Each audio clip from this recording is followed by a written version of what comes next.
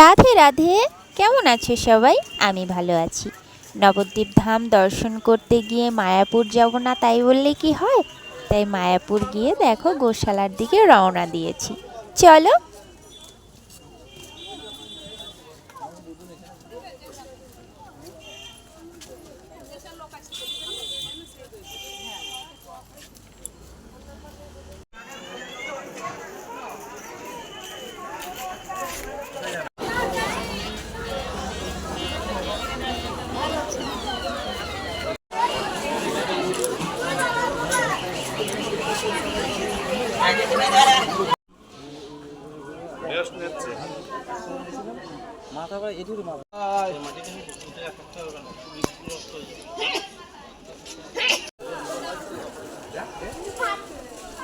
এইদিকে এইদিকে